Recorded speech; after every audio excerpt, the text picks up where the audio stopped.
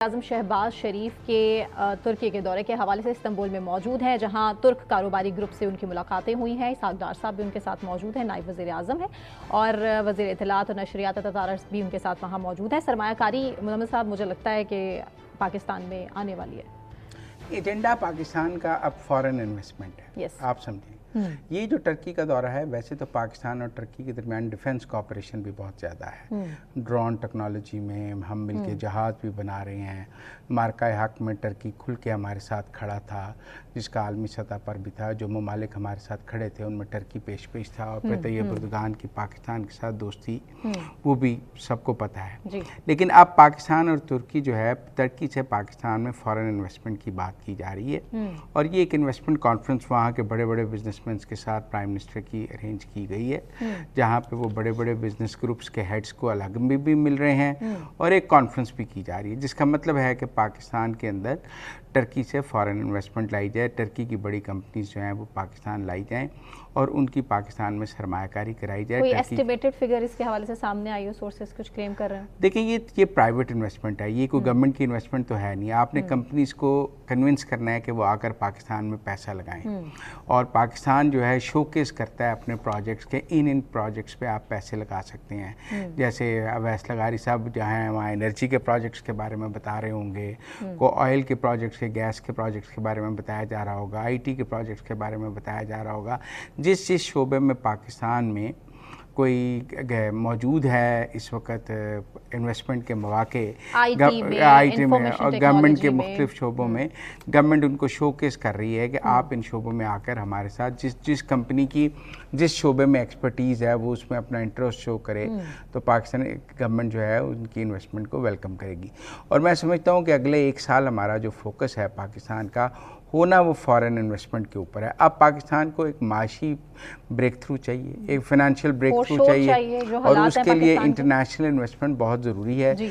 कुछ हमने अपना हाउस इन ऑर्डर करना है कि हमारे यहाँ टैक्स कलेक्शन ठीक होनी चाहिए, हमारे यहाँ, मेरा मतलब है करप्शन ठीक होनी चाहिए। जो स्टेट ओन्ड एंटरप्राइजेज हैं लॉस की, उनको ले ऑफ करना चाहिए, जैसे PIA को ले ऑफ किया है, स्टील मिल ले ऑफ होनी चाहिए।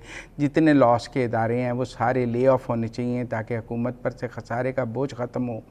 उसके साथ साथ हमें फॉरेन इन्वेस्टमेंट भी लानी चाहिए जो फ्रूटफुल हमारे एनर्जी के, और दूसरा ऑयल एंड गैस में, मिनरल्स में, काफ़ी जगह हमारे यहाँ बहुत इन्वेस्टमेंट के मौके मौजूद हैं, तो हम उन सबको लेकर आएँ। इकोनॉमिक एक्सपर्ट्स हुकूमती अखराजात पर भी बार बात करते हैं, कम होना चाहिए। तो मेरा ज़ाती तौर पर ये ख्याल है कि इस तरह के दौरे मुख्तलिफ ममालिक में होने चाहिए। जहाँ पर अभी पिछली दफ़ा जब चाइना गए हैं प्राइम मिनिस्टर, तो वहाँ भी उन्होंने मुख्तलिफ कंपनीज के साथ चाइनीज़ इन्वेस्टमेंट की बात की है। This is business to business. एक इन्वेस्टमेंट है G2G, जैसे आप कहते हैं गवर्नमेंट टू गवर्नमेंट, कि चाइनीज़ गवर्नमेंट पाकिस्तान गवर्नमेंट के साथ इन्वेस्ट। अब पाकिस्तान जो है G2G की बजाय B2B की बात कर रहा है।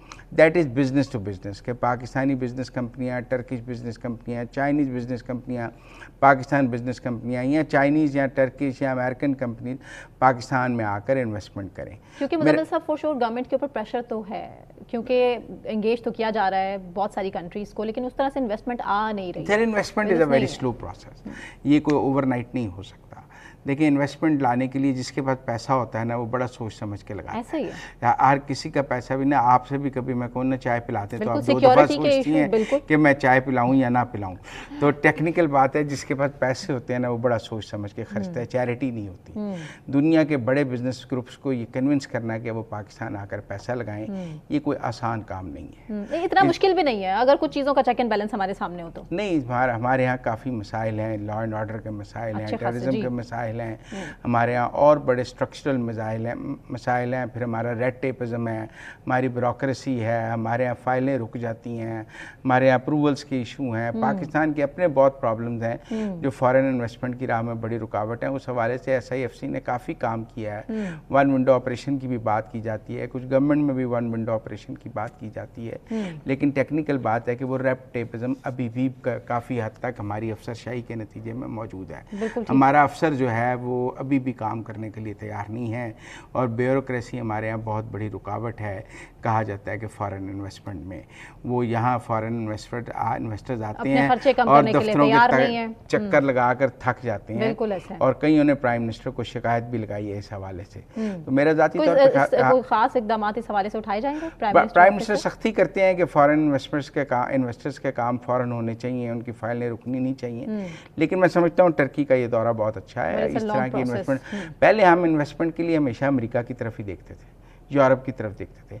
अब पाकिस्तान ने टर्की और दूसरे ममालिक, अरब ममालिक और इसी तरह सेंट्रल एशिया के ममालिक की तरफ, आपको पता है आज़रबाईजान से भी पाकिस्तान में इन्वेस्टमेंट आ रही है। तो पाकिस्तान ने काफ़ी और ममालिक की तरफ भी फॉरेन इन्वेस्टमेंट के हवाले से देखा है। और अब देखें ना, दुनिया में पहले सुपर पावर्स होती थी, फिर डेवलपिंग कंट्रीज होती थी, अब दुनिया में मिडल पावर्स भी आ गई हैं, इकोनॉमिकली मिडल पावर्स भी आ गई हैं, जो माशी तौर पर मिडल पावर्स हैं। वो मिडल पावर्स भी पाकिस्तान की टारगेट ऑडियंस हैं कि वहाँ से भी पाकिस्तान के लिए बेनिफिशियल है, वहाँ से भी पाकिस्तान के लिए फॉरेन इन्वेस्टमेंट आ सकती है। और अब हम उन मिडिल पावर्स की तरफ भी देख रहे हैं। टर्की के साथ साथ सऊदी अरब से हमें बड़ी तवक्को है कि वहाँ से इन्वेस्टमेंट आ सकती है, उस पर भी बहुत काम हो रहा है। इसके अलावा और ममालिक से इन्वेस्टमेंट के हवाले से भी काम हो रहा है। मुझे लगता है अगर अगला एक साल हम फॉरेन इन्वेस्टर्स की तरफ तवज्जो दें और पाकिस्तान में फॉरेन इन्वेस्टमेंट का रुख मोड़ने में कामयाब हो जाएं, तो हम अपने काफ़ी मसाइल हल करें। एक साल काफ़ी होगा मेरे ख्याल में, एक साल काफ़ी होगा। एक साल अगर इस पर लगकर पूरी हुकूमत काम करे तो मेरे ख्याल में ठीक हो जाएगा। मुज़म्मिल साहब, द गार्डियन की रिपोर्ट क्या कह रही है? बरतानवी अखबार द गार्डियन, जिन्होंने भारतीय वज़ीर-ए-आज़म नरेंद्र मोदी के जो गैर मुल्की एजाज़ात हैं उस पर सवालात उठा दिए। एक अच्छा खासा स्कैंडल है जो कि सामने आ चुका है। सेशल्स का दौरा, जो नरेंद्र मोदी का दौरा है, वहाँ पर उनको जो अवार्ड दिया गया है वो 3 दिन कबल ही बना दिया गया था, और बड़ा मजाक इस पर जो है पूरी दुनिया में बन चुका है। AI से वो बनाया गया है, और अब जो इससे पहले भी एजाज़ात मिले हैं उस पर भी अब सवाल खड़ा हो गया। What do you think? मेरे ख्याल में मज़ाक़ खेज़ बात है। एक तो नरेंद्र मोदी साहब के गैर ज़रूरी जो गैर मुल्की दौरे हैं ना, वो इंडिया में बहुत क्रिटिसाइज़ हो रहे हैं, बहुत ज़्यादा, कि वो हर वक्त दौरों पर ही रहते हैं और बहुत गैर अहम ममालिक में भी दौरों पर जाते हैं जहाँ ज़रूरत नहीं होती। मैं खुद इंडियन पॉलिटिशियंस का सुन रहा था, वो कह रहे थे उन मुल्कों के कभी हमने नाम नहीं सुने जहाँ मोदी साहब चले जाते हैं। शायद ट्रैवलिंग का उन्हें बहुत शौक है और एक एजाज़ लेने का बहुत शौक है। तो मेरे ख्याल में वो चूँकि उनको एजाज़ लेने का बहुत शौक है और शायद दुनिया में ये बात पता लग गई है, तो लोग अब फर्जी और जाली एजाज़ात भी उनको देने लग गए हैं। इमेज बिल्डिंग के लिए, अपने वोट बैंक के लिए, मतलब कैसे आप बेवकूफ़ बना सकते हैं अपनी आवाम को? बस आकर कहना कि मुझे वहाँ से एजाज़ मिला है, मुझे वहाँ से एजाज़ मिला है, और अब बड़ी सी फोटो और फोटो टीवी पे, सोशल मीडिया पे, प्रिंट में चल जाती है, और फिर उससे आप कुछ दिन जो है अपनी इमेज बिल्डिंग करते हैं। लेकिन मेरा ख्याल है हर चीज़ की एक लिमिट होती है। मजाक बन गया। मेरा ख्याल में मोदी साहब है उस लिमिट को पहुंच गए हैं जहां उनके सारे गिमिक सब एक्सपोज होने लग गए हैं। वो 56 इंच वाली छाती वाला भी एक्सपोज हो गया है। उनका काफ़ी हद तक वो जो इलेक्ट्रल गिमिक था कि वो वोट डिलीट करते थे, वो भी पकड़ा गया है, और उनके जो बाकी गिमिक थे वो सारे पकड़े गए हैं। तो मेरा ख्याल आहिस्ता आहिस्ता मोदी साहब जो हैं वो भी अपनी पॉलिटिकल इनिंग के खात्मे की तरफ जा रहे हैं। सेशल्स की वजारत खारजा ने लिख दिया है कि गलत सर्टिफिकेट दरअसल वर्किंग ड्राफ्ट था, असल मंजूर शुदा सर्टिफिकेट जारी किया गया। यहाँ तो मुझे लगता है बड़ी जल्दी में हुआ ये काम, एकदम कोई फंक्शन प्लान हुआ है तो फिर अवार्ड तैयार नहीं था, उन्होंने कहा अब अवार्ड दे दें, अवार्ड दे दें। बहरहाल मजाक बना नरेंद्र मोदी साहब का, और ये पहली दफ़ा नहीं बना, उनका काफ़ी दफ़ा मजाक बना है। कांग्रेस मजाक उड़ा रही है कि कोई भी बुला सकता है, इसका मतलब उनको अवार्ड के बहाने मजाक बना है। मेरे ख्याल में नरेंद्र मोदी साहब की जो पॉलिटिकल इनिंग के गिमिक्स थे उनकी उम्र पूरी हो गई है। जो जिन गिमिक्स पे उन्होंने अपनी पॉलिटिकल इनिंग को खड़ा किया था, मुझे लगता है वो गिमिक्स की एज पूरी हो गई है और नए गिमिक्स उनके पास है नहीं, जिसकी वजह से वो काफ़ी मेजॉरिटी जो भारतीय हैं वो अब हिंदुत्व सोच से भी तंग आ चुके हैं कि बस अब ये ज़्यादा नहीं चल सकता। What do you think? Hindutva सोच जो है ना वो इंडिया के लिए एक सुसाइडल है। मैं समझता हूँ कि ये इंडिया के अपने तबाही और टूटने का बायस बनेगी, क्योंकि वहाँ 20 करोड़ मुसलमान हैं, वहाँ पर एक सेकुलर तबका बहुत ज़्यादा है, और अगर आप वहाँ हिंदुत्व सोच को नाफज करेंगे तो वो आप उनका अपना कल्चरल और सोशल फैब्रिक टूट जाएगा। अभी भी मुझे देख रहे थे कि 1947 में 30% जो थी इंडियन आर्मी में मुस्लिम पॉपुलेशन थी जी। अब वो 2 to 3% हो गई है। आप देखें बहुत सारे जो इंडिया में फॉल्ट लाइंस हैं जिनकी हमने पहले भी बात की है, जिनसे डाइवर्जन के लिए नरेंद्र मोदी ये बैरूनी दौरे भी करते हैं और ऑब्सेशन विद पाकिस्तान भी पालते हैं। एक वो समझते हैं कि उनके बैरूनी दौरे जो हैं वो डाइवर्जन पैदा करते हैं, मीडिया को कुछ चीज़ देते हैं ताकि वो चले, और फिर जब कुछ नहीं होता तो फिर वो सीधा सीधा जाकर जो है पाकिस्तान मुखालिफ सियासत करने लग जाते हैं कि उनका ख्याल है उससे भी उनको कोई जो है मुसलमानों की जिंदगी इस टाइम तंग हो चुकी है भारत में।